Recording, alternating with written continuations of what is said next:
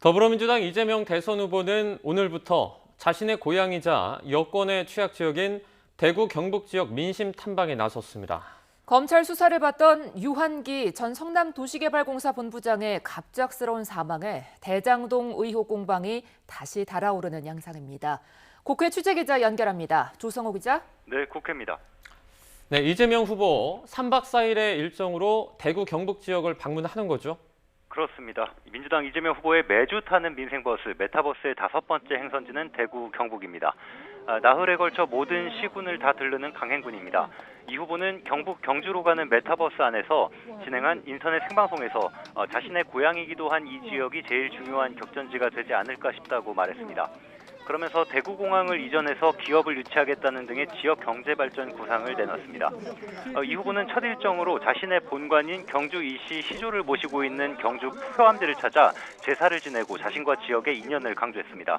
이후 기자들과 만나 일문일답을 진행하는 과정에서 탈원전 정책에 대해 국민 의사가 변했는데도 그대로 밀어붙이는 건 벽창호라며 문재인 정부와 자신의 차별성을 강조했습니다. 국민의힘 윤석열 후보를 향해서는 100조 원 손실보상 논의를 당선 이후로 미루는 건 국민을 위협하거나 기만하는 행위라고 맹비난했는데요. 직접 들어보시죠. 내가 당선되면 그때 가서 지원하겠다.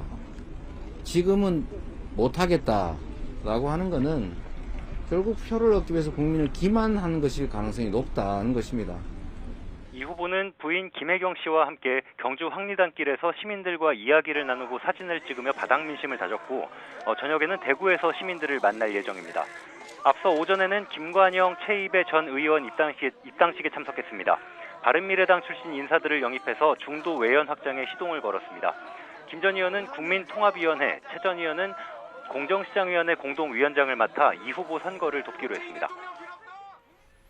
네, 유한기 전 본부장의 사망으로 대장동 의혹 특검 공방이 다시 수면 위로 떠올랐군요. 네, 유한기 전 본부장, 황무성 전 성남도시개발공사 사장 사퇴 의혹과 대장동 개발과 관련해 뒷돈을 챙긴 혐의로 구속영장이 청구된 상황에서 갑자기 숨진 채 발견됐는데요. 검찰 수사가 윗선으로 향하는 가운데 유 전 본부장의 사망으로 민주당 이재명 후보가 난감한 처지에 놓였다는 관측이 나오고 있습니다. 앞서 이재명 후보는 선대위를 통해서 고인의 극단적 선택에 대해 비통한 심정이라며 실체적 진실을 밝히기 위해서라도 조속히 특검을 추진해야 한다는 입장을 밝혔습니다. 이어서 경북 경주에서 기자들과 만난 자리에서는 검찰 수사에 아쉬움을 드러냈습니다. 직접 들어보시겠습니다. 정말로 몸통은 그대로 놔두고 그 수천억의 돈이 어디로 갔는지 그걸 왜 제대로 조사를 안 하냐. 왜 엉뚱한 데를 자꾸 건드려서 이런 참혹한 결과를 만들어내냐 하는 아쉬움이 있습니다. 야권에서는 이 후보를 향한 공세의 불씨를 다시 지폈습니다. 국민의힘 이준석 대표는 SNS 글에서 설계자 1번 플레이어를 두고 주변만 탈탈 터니 이런 일이 발생했다고 비판했습니다. 윤석열 대선 후보도 부산저축은행 수사 관련 의혹을 포함해서 당장 특검을 합의하라고 민주당을 압박했는데요. 직접 들어보시겠습니다. 저희는 특검을 하자는 얘기를 벌써 부산저축은행 가지고 하더라도 그래 하자는 얘기를 벌써 진작에 꺼내놨고 지금 민주당에서는 이 법안 자체를 올리지를 않고 있어요. 그러니까 정치쇼 할 것이 아니라 지금 당장이라도 합의를 하자 이 말입니다. 정의당 심상정 대선 후보도 핵심 인물 관리에 실패한 검찰의 무능을 질타하면서 윗선 수사 차질이 불가피해졌다고 지적했습니다. 그러면서 여야가 당장 특검에 합의하라고 촉구했습니다.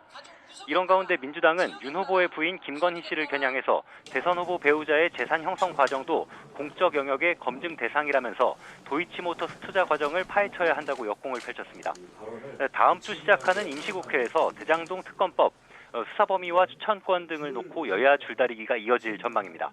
지금까지 국회에서 YTN 조성호입니다.